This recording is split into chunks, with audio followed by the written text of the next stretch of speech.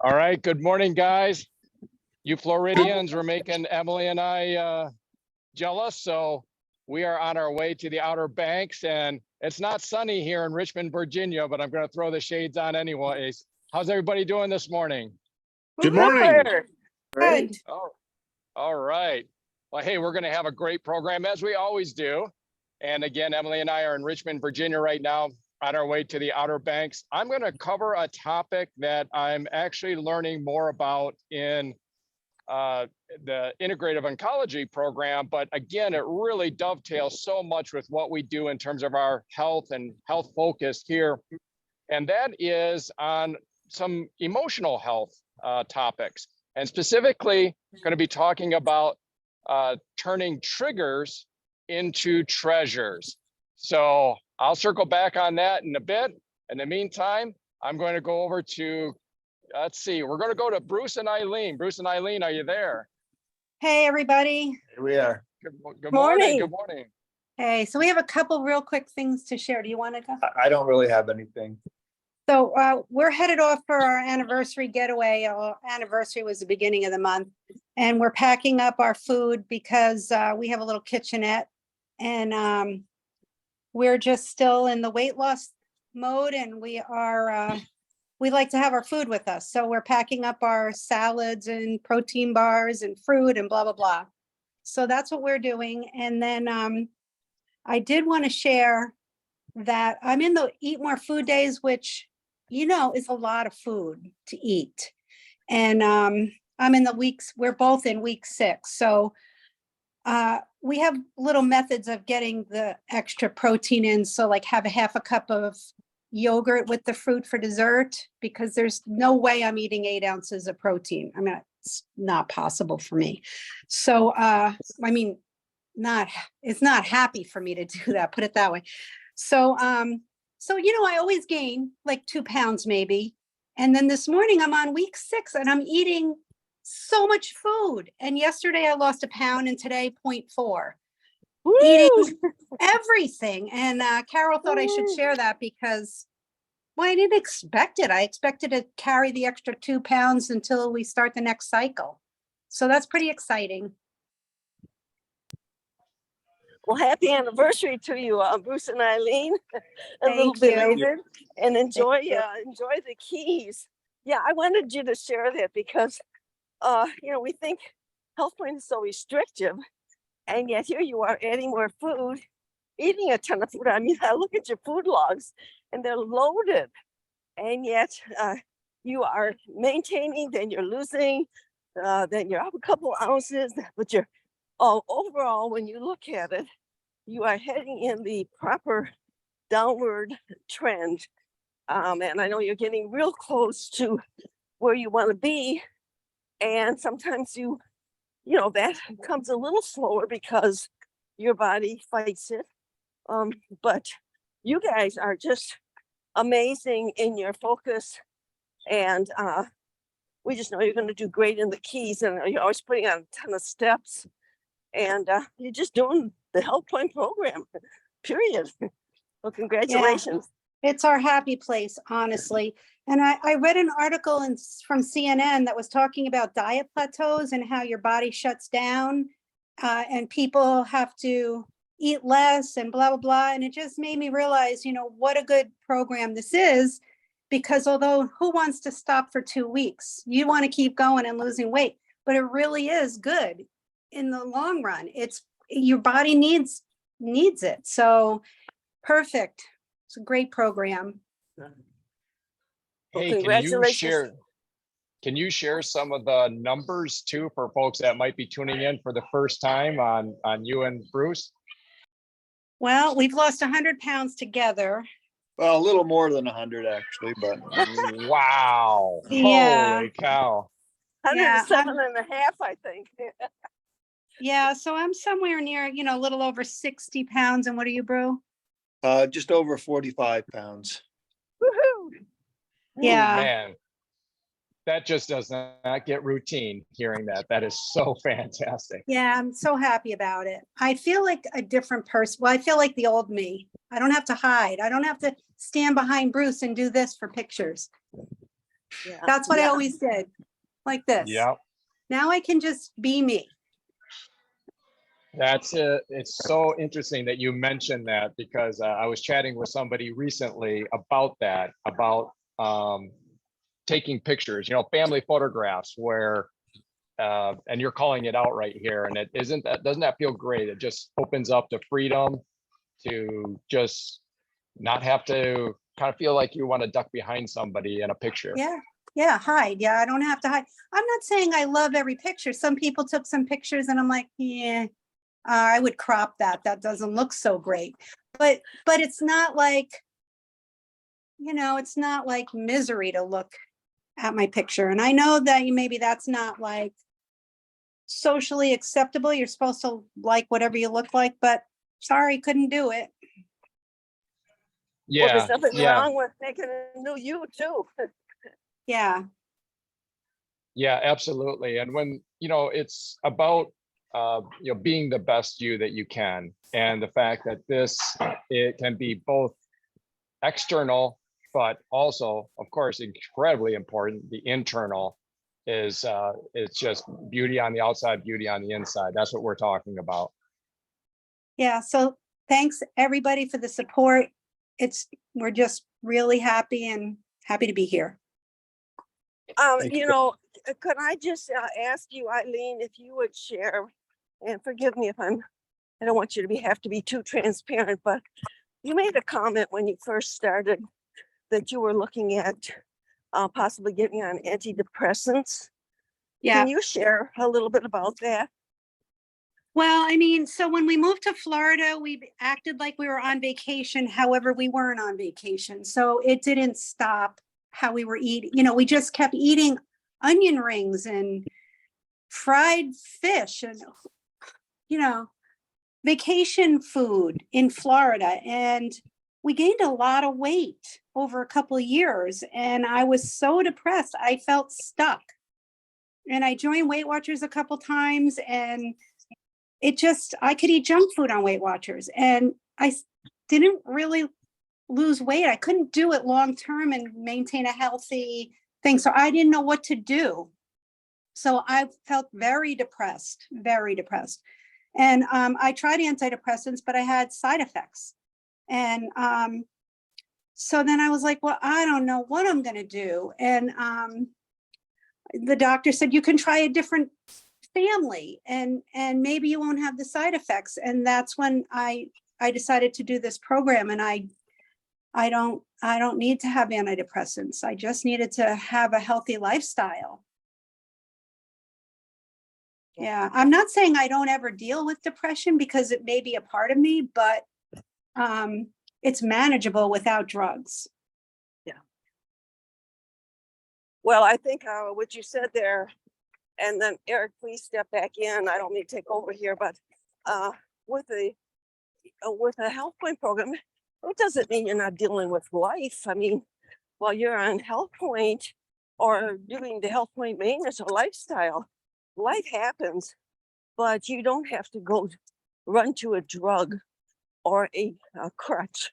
You took control. People take control.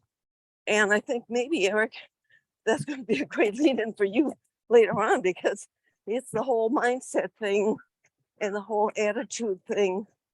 And Eileen, you were dealing with it, and now you know how to deal with it in a healthy, wonderful way. You got control. And that's pretty hard to put on a presentation on a HealthPointe program, but it's a very, very important part. So congratulations for taking Thank you. Thank you. We have the tools for life now. I feel like we have tools. Yes. And all these programs are supporting it. It's wonderful. Yeah. For sure. Thanks, guys. Thank you for doing the great job. Yeah, thank you for being such an amazing example. And Carol, if I'm a little bit, trust me, feel free to quote unquote take over the program, because with the background noise where I'm at, I'm routinely muting myself out of respect for everybody's ears. And also, if there's too much background noise at any time, just anybody just chime in and let me know, and I can step outside.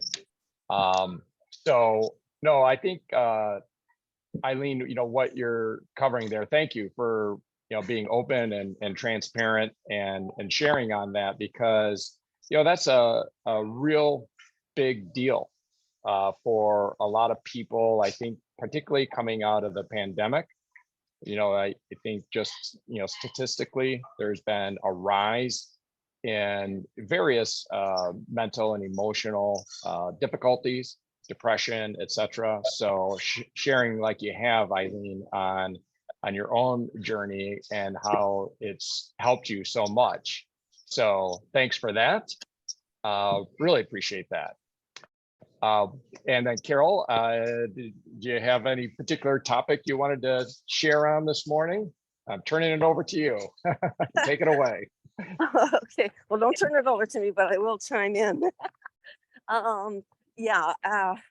Forgive me also if there's road noise. I'll mute myself once I'm finished here.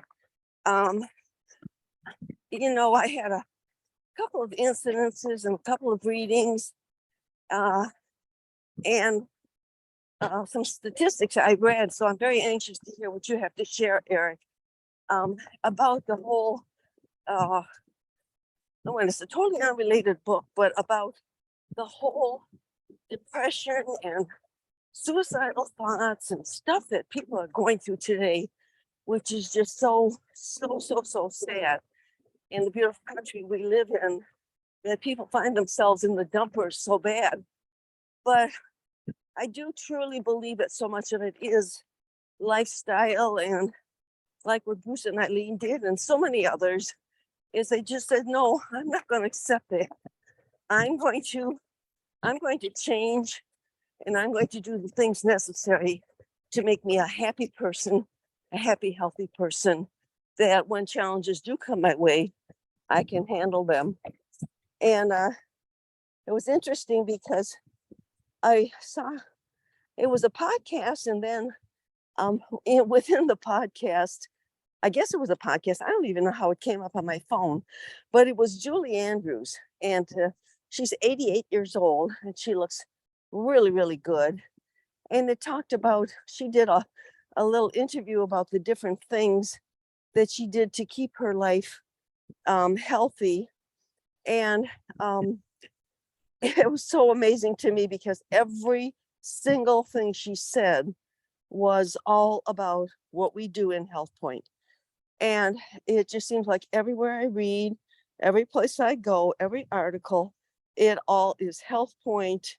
The only difference in some of these folks, and it's a major difference, is, and I don't know, maybe they do, they don't go into the supplementation and the filling in the gaps part, which is extremely, extremely important, especially the older you get. But here she is, 88, just singing the praises of a lifestyle, a HealthPointe lifestyle, even though she didn't use the word HealthPointe. And then within that was one of these ads. And then the ad kind of goes into almost the podcast itself. And it was Chuck Norris. And many of you are familiar with Chuck Norris. And he is 82. I don't know how old his wife is, but they talk about their longevity and how great they feel. And again, every single thing is, do some exercise, not pumping iron, but do some exercise, getting out and walking, eating right, and the supplementation and the whole thing.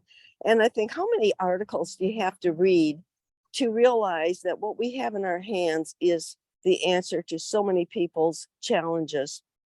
And so then on the other side of that, so that was 2 success stories of people that early in life did healthy things for their body, and now in their 80s, they are reaping the benefits of having a relatively pain-free life. I mean, everybody's going to get an ache and a pain here and there, but they come and go so fast. But to be able to live that kind of life because of choices you make years earlier. And I really, really want to encourage people to get to young people, because some of them are on such poor health tracks. I mean, we've been watching ESPN, our granddaughter's playing in the finals in softball. And so there's ads, and no, we don't watch television at all. So these ads are kind of new to us, but when I see the ads of it's either a drug or a very unhealthy food, well, you see that night in and night out, day in and day out. And, you fall into that. I'm not saying we do because we don't listen to it, but people fall into that. And it's so sad because that is what leads you down the path where you do have a lot of illness later on. And I'm thinking of a beautiful couple that we just brought into our business, and they're both just turned 31 two weeks ago. And some of the nutritional things that they ordered as part of their little starter stack. And I thought, wow, that's exactly what we wanted them to order because they're healthy, organic, all that kind of stuff. They ordered that for their starter stack. And what did they sell for their first clients? They sold all of that kind of stuff. And I thought, we're starting a culture here. And they belong to a culture that isn't necessarily the healthiest of cultures. And so for us to be able to get to this 31-year-old couple and help them understand the HealthPointe program and then spread the word, how many lives will they be able to touch just by sharing that message? And what made me think of this couple is that they both have parents. Well, if they're 31, you can figure what their parents' ages are. I mean, what? Somewhere in the 50s, I think. Unless they got them extremely late in life, but both parents are very, very ill. One's been in the hospital for 2 weeks, kidney problems, blood pressure problems, all kinds of issues, 2 weeks in the hospital. The other one, so he called me and he asked me if there was anything we had for blood pressure. Well, that's only one of this gentleman's problems. He's got a whole cadre of problems, and it all links back. Those things don't happen in the sky. It all links back to lifestyle.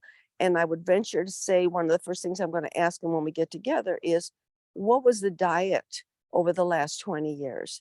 And same thing with the guy's father. Same thing. And he's not in the hospital, but he's got same issues. And I think to myself, we have to nip it in the bud before we end up in the hospital flat out, fighting, just a battle, one thing after another, because of poor choices we made 5, 10, 15, 20 years earlier. So the earlier we can get to people and educate them and get some of these audios in their minds and help them to realize, turn the television off, listen to these audios and do something healthy for your future. And so this is nothing new. It's a message I preach all the time. But it's new situations just this last 2 days that I came upon. And I just happened to pull up an article this morning. I'm not going to go into it, but it says the vitamins, minerals, and foods that strengthen your muscles and bones. Well, okay, muscles and bones. Muscles and bones are what keeps your whole body together. And if your muscles are sagging, and they're not wrapped around your bones strong. And that comes with exercise. It comes with proper eating. It comes with all of that. If that's not in place, then this is where all these problems and these issues happen later in life. They don't happen all of a sudden. They happen gradually over time. And the vitamins, minerals they broke down was calcium, vitamin D, excuse me here. I just printed this real quick and ran out the door. Zinc. There was only, I think, 6 of them. Let me see here. Zinc, vitamin C, and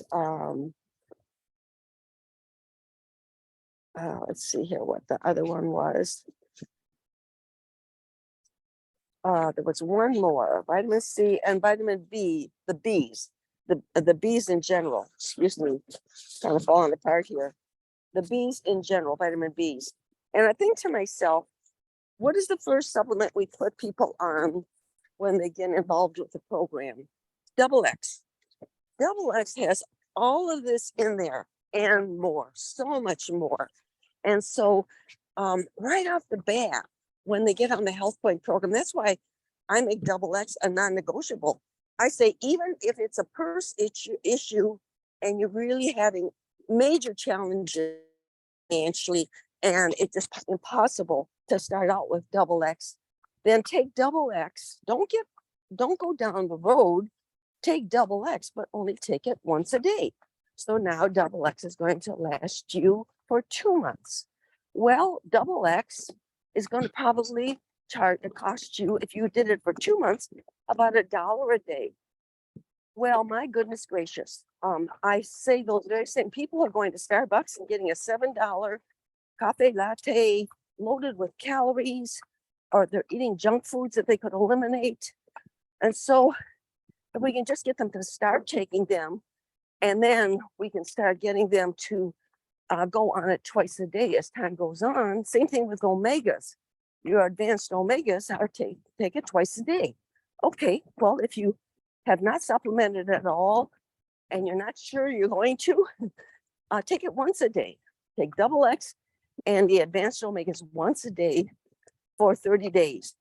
And then you see if you don't want to work it up to twice a day, or maybe a couple's going on HealthPointe together and it might get a little pricey for them with the supplementation. Okay, as a couple, get one double X and one omega and each of you take it once a day. Then for the two of you, it costs you what it would have cost for one person taking it at full quantity. So I just think it's so important. And I'm going to close with that. But guys, talk about it. Our world needs this program. They need it. They need it psychologically. They need it physically. They need it all the way around, medically, the whole deal. And we have it in our hands. So let's get out there and share it. And that's for new people and people that have been around for a while. Okay, Eric, I'm turning it back over to you. All right. Well, thank you so much. And thank you also for, I think it was last week, or maybe it was a couple of weeks ago, you did a bit of a segment on the Focus and Energy, which contains the rhodiola product in there. And I can just tell you that I'm aware of a number of people that have added that to their supplementation. And one, I just, and there's probably more that I'm not aware of that are, but in fact, I was delivering a water treatment system demo unit to a client of a business owner. And she was, showing me that she was taking her double X. It was just wrapping up lunch. And I said, oh, and that looks like the Focus and Energy there. And she said, yeah, she was somewhat aware of the value of the rhodiola. And I think it was because of your commentary, Carol, that she added that to her regimen. So you always have such great things to add here. And hey, you mentioned about Julie Andrews and Chuck Norris. And some of you probably have heard some of the hilarious Chuck Norris jokes, right? Well, if you haven't, here's one. Chuck Norris once uppercutted a horse, and that's when the first giraffe was made. Okay, all right. Next one. Chuck Norris was born in 1945. Hitler surrendered in 1945. Coincidence? I think not. Okay. All right. Last one, and then I'll get on to my regular segment. Chuck Norris never won an Oscar because Chuck Norris is not acting. Okay, guys, I'm gonna walk outside and get away from some of this background noise. But and hey, I just found somebody that some of you may know coming out of her workout here. Hello, yay! The person behind the scenes. Exactly. I'm on here all to do my segment. All I've got to do is show Emily, and that's all anybody really wants to hear or see, right? But we're going to go outside together So I, of course, won't unpack this thoroughly, but I thought it would be really interesting to cover in our program on HealthPointe, and that is this really fun kind of catchphrase, and it says, "Turn triggers into treasures." And what this stems from is in the integrative oncology program that I'm studying, they look at a terrain for affecting your health. And so, of course, that terrain includes, macronutrients, it includes micronutrients, it's movement, exercise. I mean, does it sound like HealthPointe? But one of the areas also is emotions. And we heard Eileen talk earlier about how, she found such great effect and value out of getting healthier, losing weight, improving her metabolic health, and how that has in large part really kept her from, going on to a pharmaceutical for her first, run for like an antidepressant and stuff like that. And what's really interesting with emotions is, and we're talking, negative emotions, hard emotions, that when it comes to this course on integrative oncology, when it comes to cancer, it's one of the largest elements in what they call the terrain 10. So it's one of the largest elements that you want to go to work on to help with, not getting cancer. And then if you do have it, just like you would pay attention to other things like nutrition and diet and so forth, you would also want to really learn some skills on your emotional health. Now, why is that? And I won't go down a deep rabbit hole on this, but some of you might be familiar with the term or the field of what's called epigenetics. So cancer is often thought of as, strictly a genetic disease, kind of a luck of the draw. You got good genes or you got bad genes. And I won't go deep into that, but only to say that when it comes to the topic of epigenetics, epigenetics is looking at the fact that, yes, we have genes, but then we have external factors, i.e. the environment that we're in, or the food and nutrition, the air, the water, our emotions. Those have a powerful effect on whether or not those genes express, or the degree that they express. Kind of think of it like maybe like a switch, a light switch, it's flipping up or flipping down. Is that gene expressing? Or maybe think of it like a dial. Is it dialed up or is it dialed down? That's the area of epigenetics. And when it comes to our emotions, think about fear. Like right now, Emily and I are walking along, let's say something like loud banged right next to us, okay? That would create an adrenaline rush, that would create a fear. That's natural. But if you're in a chronic state of fear, if you're in a chronic state of hard emotions, that can have effects on specific genes. And I definitely won't bore you on those details on which genes it affects, but just know that that can have an effect on genes and genetic expression. So you start to see this picture of why it can be so important to, as they say, turn triggers into treasures, to look at what are some of the things in your life that maybe you're aware of, maybe you want to get some professional help and have somebody else point out some things that you're maybe not aware of, that are creating chronic negative emotions. And to get, it's amazing. First, if you just observe them, if you first just become aware of them. That can be a big part of the battle, right? That you didn't even know that when, I don't know, I'm trying to, shoot from the hip here on certain scenarios here, but, when, I don't know, your boss walks into the room, I'll throw that one out there. Your boss walks into the office, that it, gets this jolt of fear, or, anyhow, you could go through the list of possibilities in terms of what might be some triggers that create negative emotions. Maybe it's,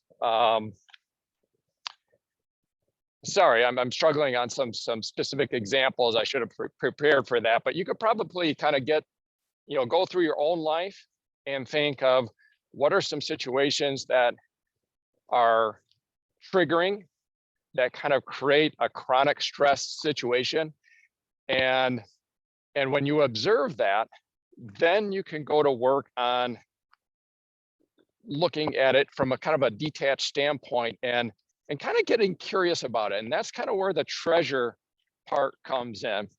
And Emily and I actually were talking about this recently, and I'll just give you an example with myself that probably nobody can, well, some of you can probably relate to a certain degree, but I drive a lot, and one of the little triggers that would happen with me would be, I don't know if you guys have ever experienced this. Let's say that you're in the fast lane on a highway and you're going fast, but within the speed limit, and somebody will come up behind you and be like right on your bumper. So you think, well, I should get over, right?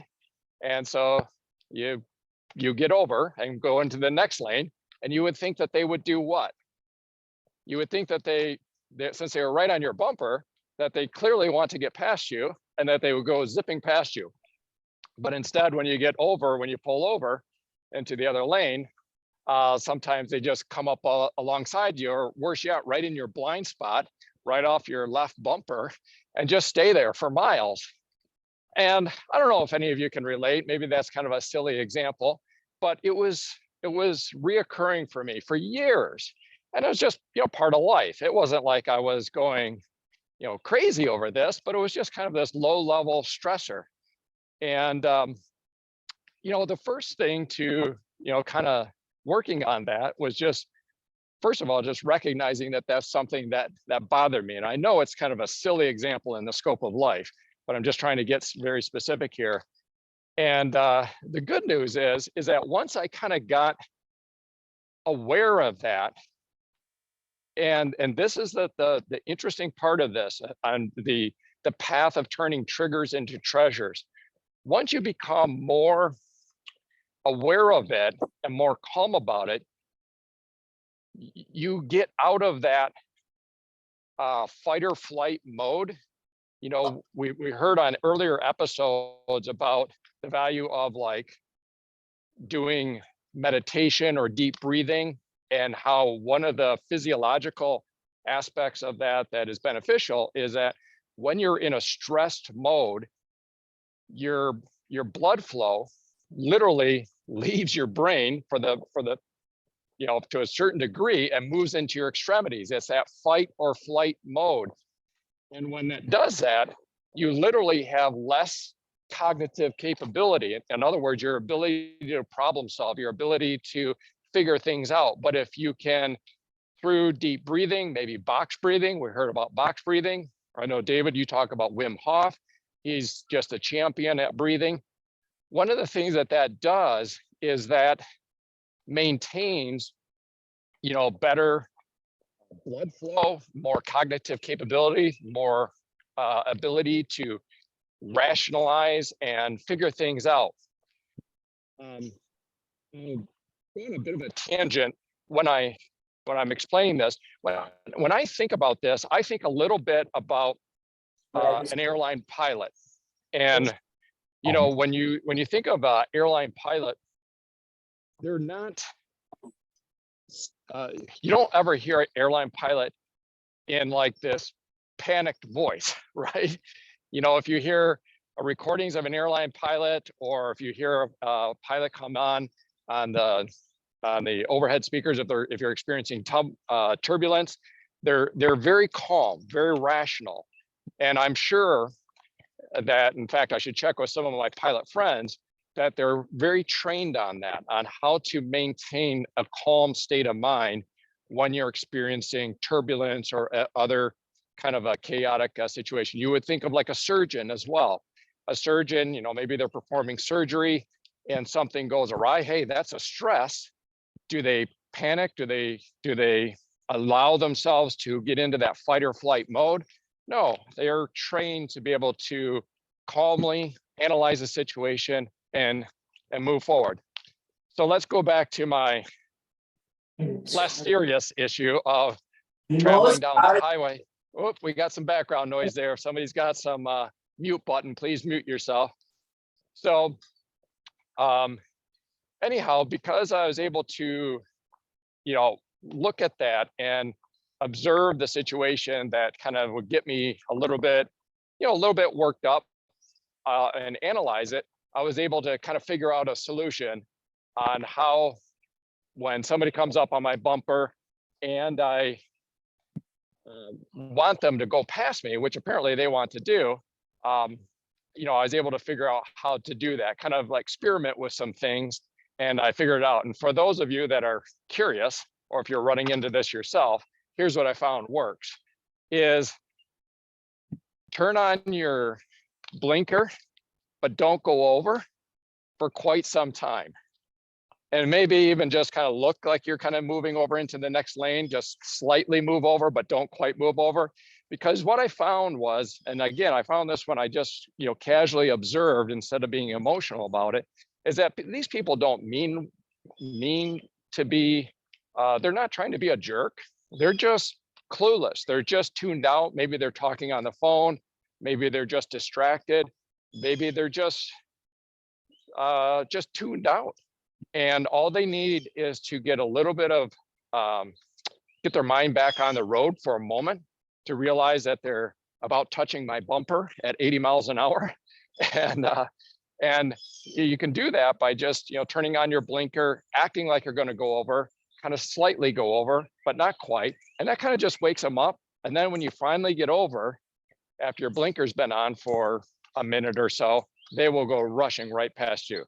So kind of a silly example of how to turn triggers into treasures.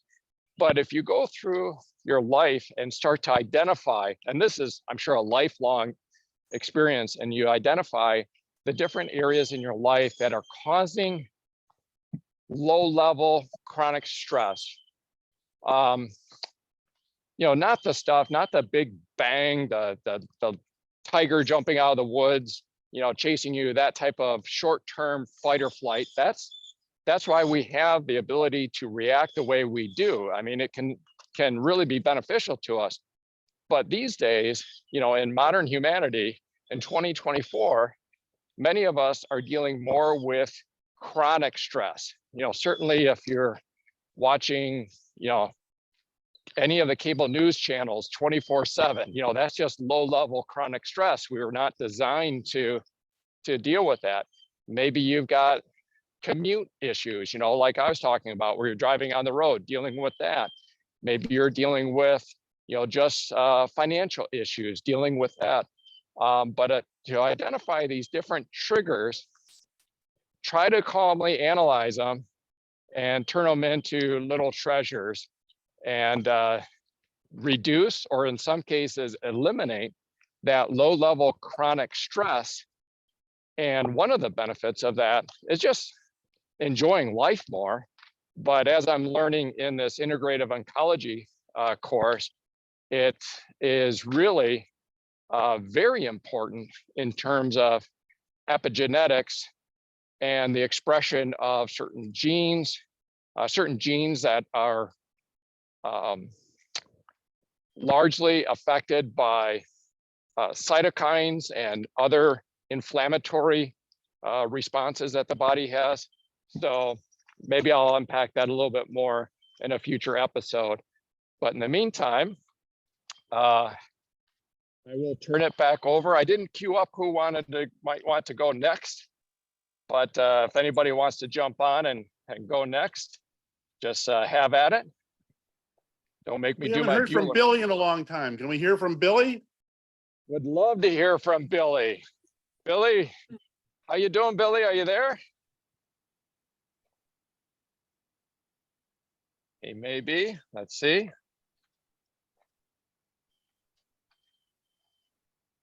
Billy might be on his tractor. It could be. He could be out rounding up one of those calves. Billy was there for. There's Billy. I can see you. I can There see he you. is. You just need to unmute. Yeah, can you hear me? We sure can, Billy. Good morning. How are you? Morning, I'm doing fine. Just glad to be back on this call. Everything been great. I mean, it could always, I don't seem like what they say. I don't care how much you eat, it always room for Jello. But anyway, it's just out there that I'm enjoying what I'm hearing. Arlene and Carol and also Eric. It's fantastic, but I had a doctor appointment this last week and everything went great. But like Eileen and Eric and also Carol was saying that sometimes I mean, my personal opinion, I had to change some things what I had been doing so I can feel better and I can live a more happy life.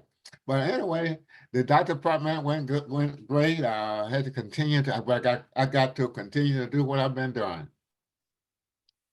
Oh, I love it. I love it. And so great to see you, Billy, and great to hear from you. And how's the calf? Is the calf still around? Calf still, it's probably not a calf anymore, huh?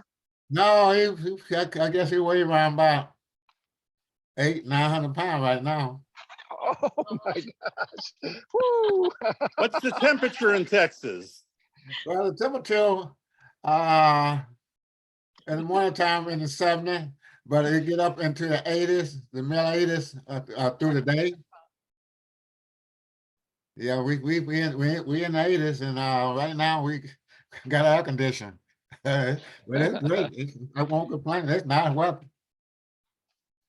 Oh, that's awesome. That's awesome. Well, thank you so much, Billy, and great again to see you. And golly, I guess that calf hasn't missed a meal in a while. 900 pounds. Holy cow. That's fantastic. I guess he gained around about 3 to 4 pounds a day. Since 3 to 4 pounds a day. Plus he got plenty of grass and that grass and stuff, it's good for him. It's Good the living. opposite of Health HealthPointe. That's true. Oh Always some man. double X. Yeah.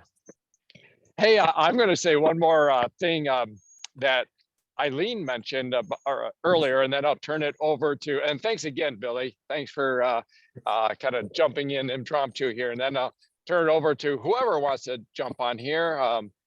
I see Larry, Hank, Marilyn, Alba. Alba, it'd be great to hear from you. Anybody that wants to, but Eileen, Bruce and Eileen are going to be traveling, and so we were talking, or there was something mentioned about packing food and so forth. I got to tell you about an experience that Emily and I had. So we're driving to the Outer Banks, and there's a point where we are going along the turnpike, and we turn at Breezewood, Pennsylvania, if any of you are familiar. And there's this truck stop and kind of this roundabout area where you can turn and head south, start heading south. And so we take a break there. And like Eileen, and probably most folks that are just conscious of their health, we pack our own food. It's more convenient. It's in our control. It's definitely cost effective. So we've got a cooler with various greens and some avocados and some I don't know what we've got, some apples, some pumpkin seeds, so we can mix up some salad. We've got boiled eggs. I like sardines, so I got sardines and just good quality whole food. So we're not even, as we're going along the turnpike and making our various stops, especially going through Ohio, they've got these wonderful like rest areas, these plazas that you can pull in, and they're, got the prerequisite McDonald's, Burger King, whatever inside there. And we don't even think about that stuff. We just stretch our legs, use a bathroom, and get back in the vehicle and on the road. But when we stopped at Breezeway, we kind of popped into this. They've got the typical restaurants in there, and then they've got this kind of convenience store in there, and kind of like a 7-Eleven convenience store. It's full of all the stuff that is just clearly junk food, right?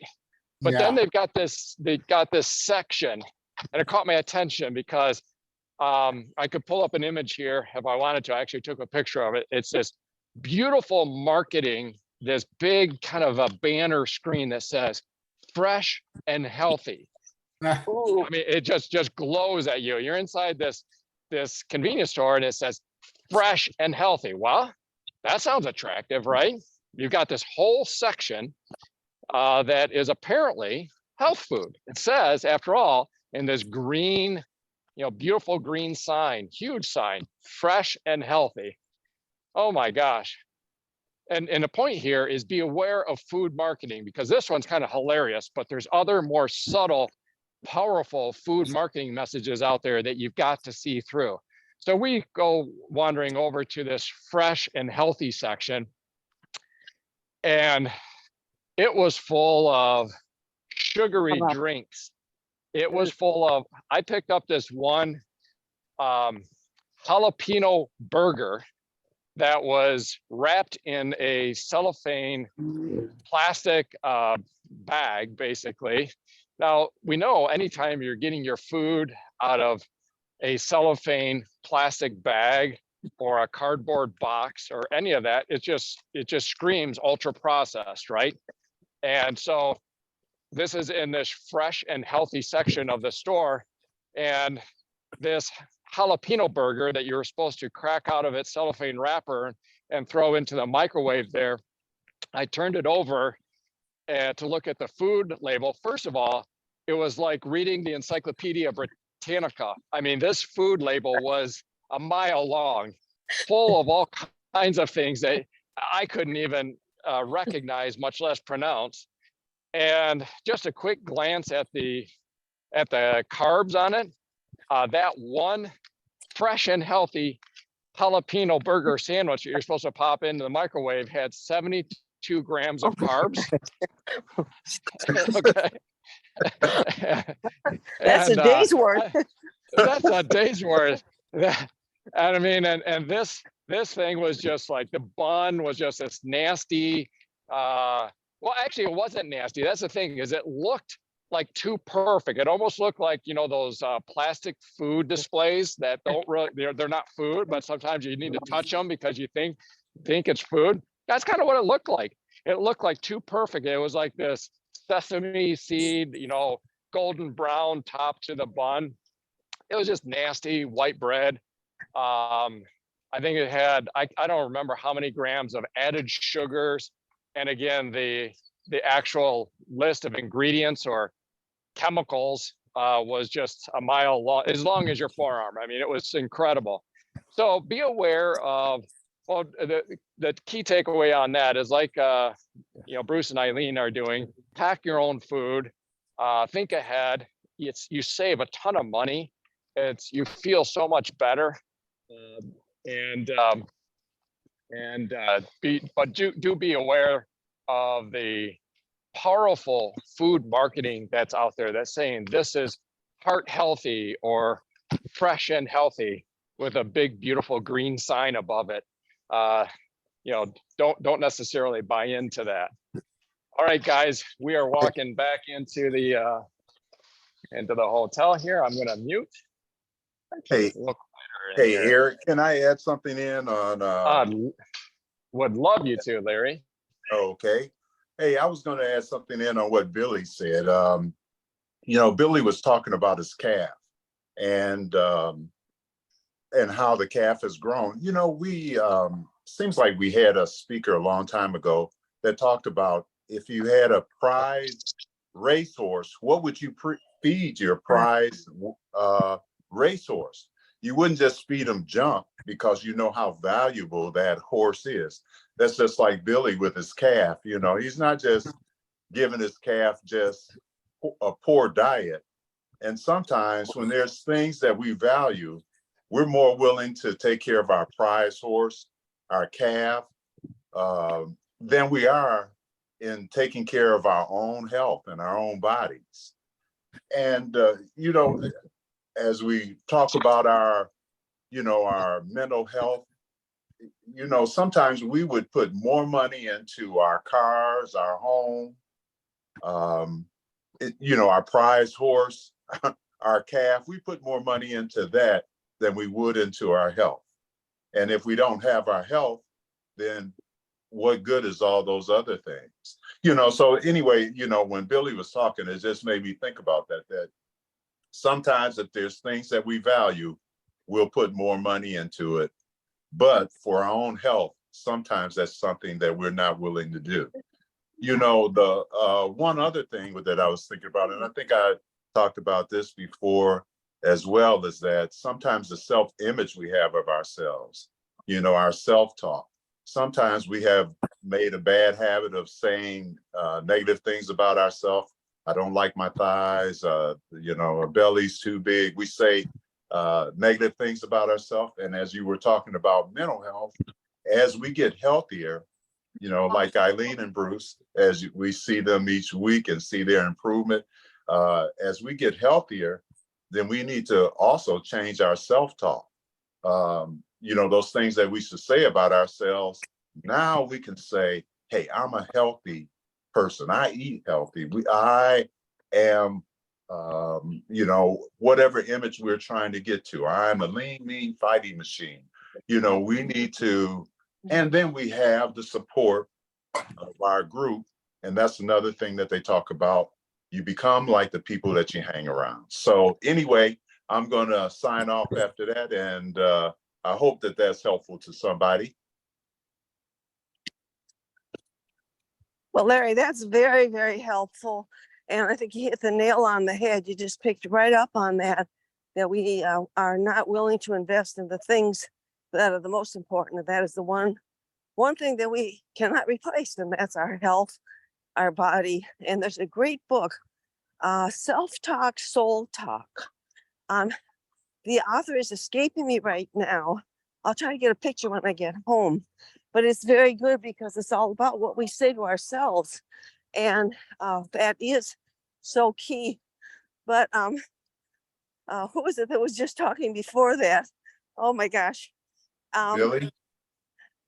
Let me think. But anyway, no, who was it? I've got so many Well, ideas going through my head. Who's that? I was, Carol. You Eric were. was. Yeah.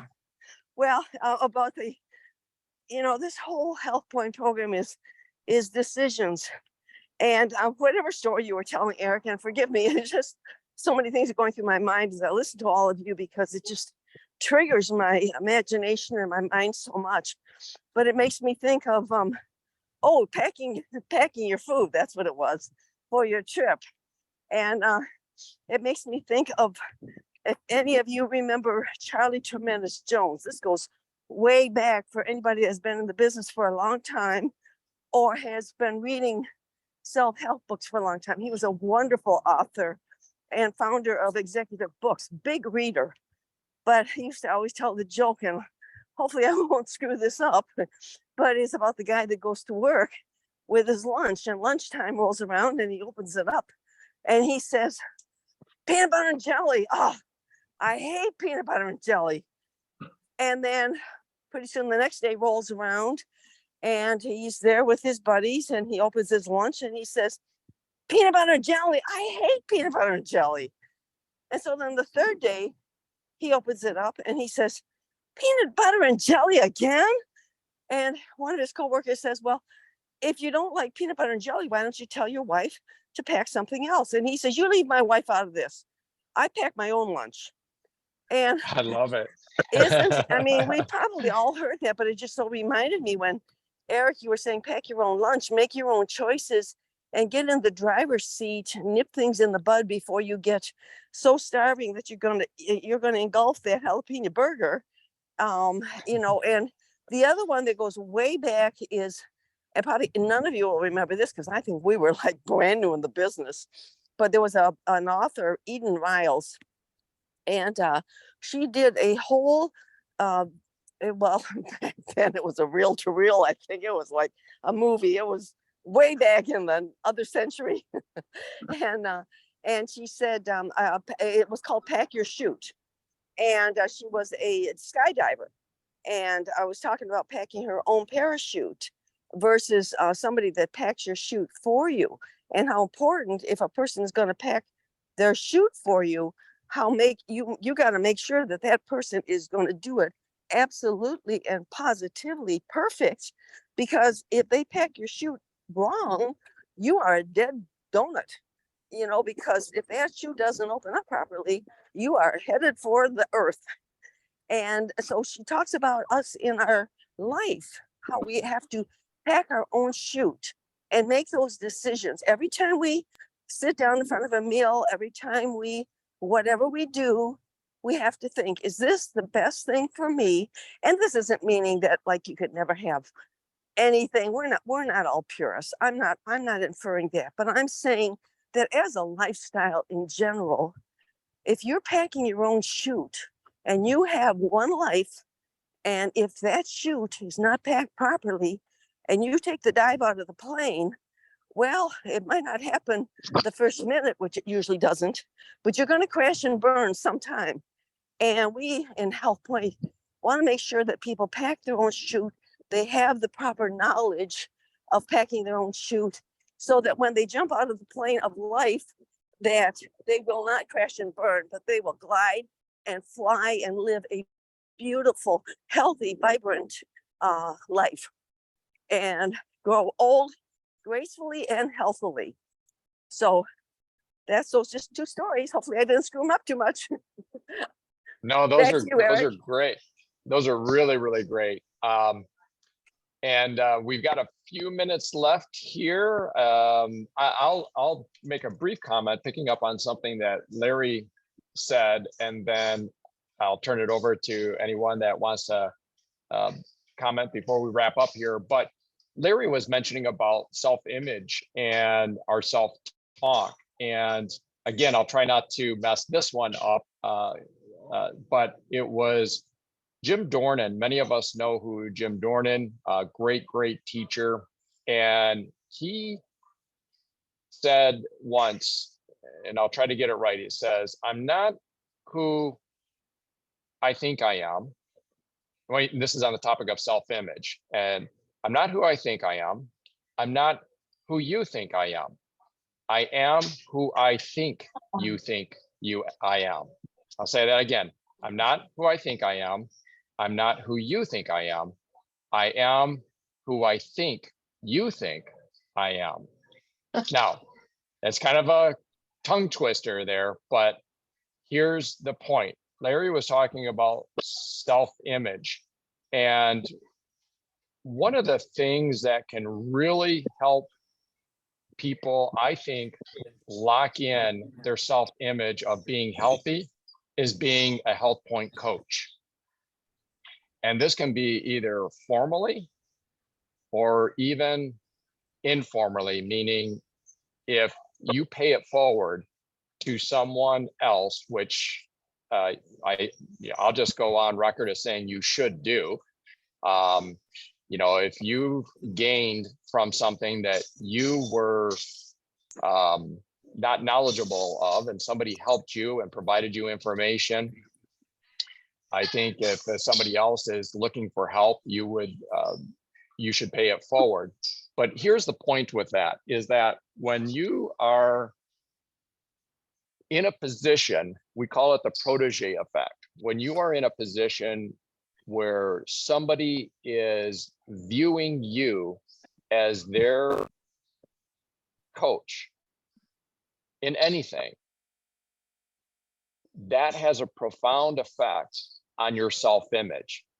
I think it has a more, and going to Jim's phrase, Jim's quote, it has a profound effect, more profound than I think this was his point, a more profound effect than me, telling myself who I think I am. It's a more profound effect than somebody else, telling me something, in other words, the opinions of others. But when it comes to that phrase, sorry, I'm gonna walk around a little bit here. I think better when I'm moving. When I go through and think of, I'm not who I am, I'm not who you think I am who I think sorry, I'm getting my own tongue twister. I'm not who I think I am. I'm not who you think I am. I am who I think you think I am. So think about that. I am who you think I think I am. So if you're a coach,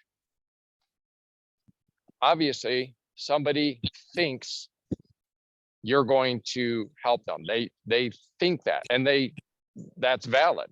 If you're a coach, it's most often because you've done a 6-week cycle program. You've maybe done multiple 6-week cycles program.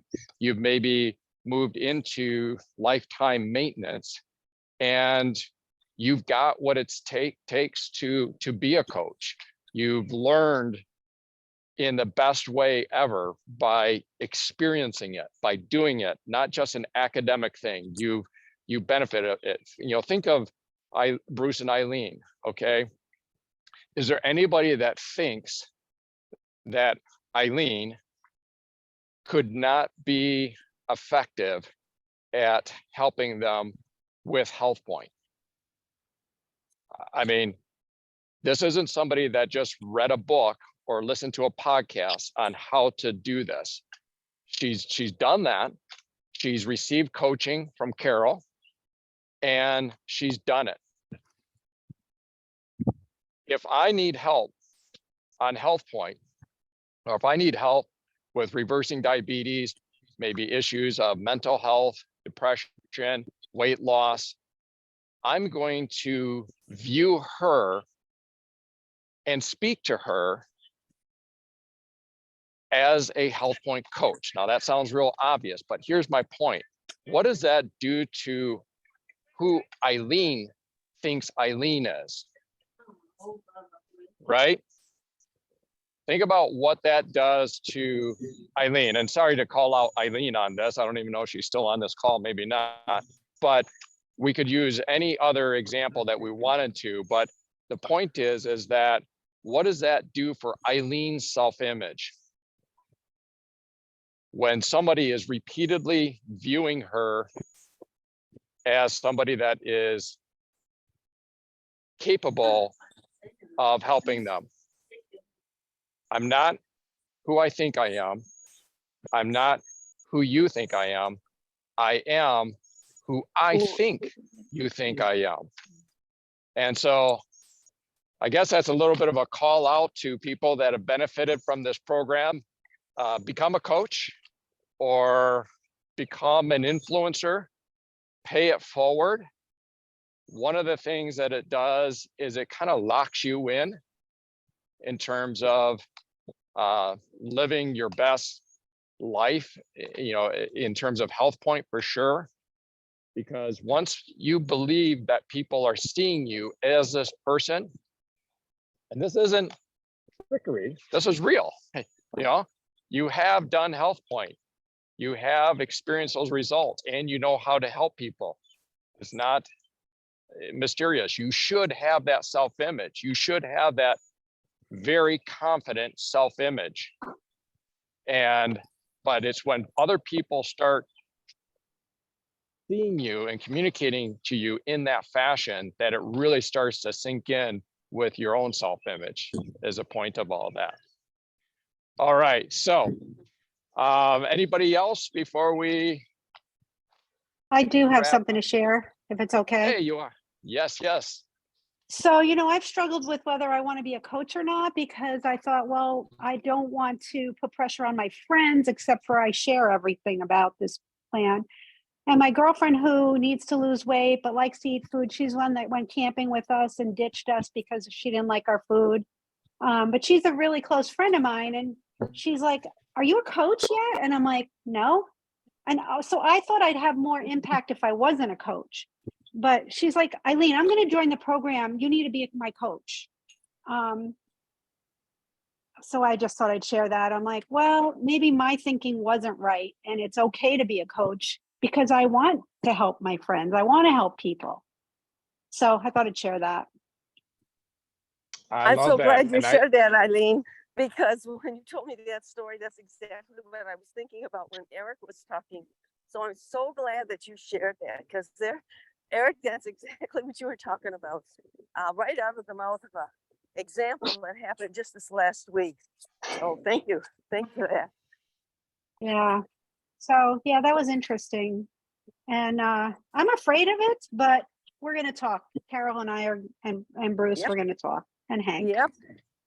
Yep. Sure. That's so great, Eileen. I had no idea of any of that, and boy, did that play well in this little session here. Yeah. Well, it's just a wonderful program. It really is. It really is. I Well, always say, hey, I think these walkie talks are divinely inspired.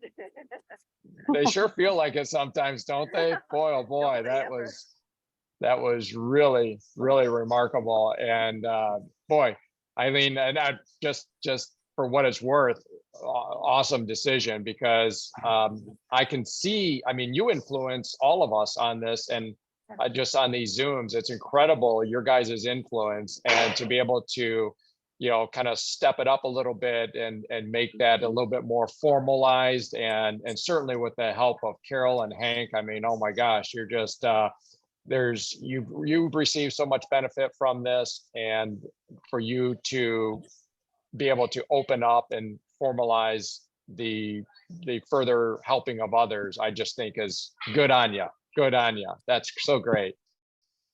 Amen. Thanks. Amen. And by the way, we are going to go out to eat at least once. But you know, about the going out to eat, we spend a lot of money to get what we could make at home. So I'm like, you know, like we order a salad, no cheese, no croutons, none of that sugar cranberry stuff. And I'm like, we make a better salad at home. What are we doing? But you know, we're going to be in the Keys, so we'll go someplace and have some fish or something. Mm-hmm. Yeah. So we're not crazy. We do go out to eat. I just hate to waste money when we have good food.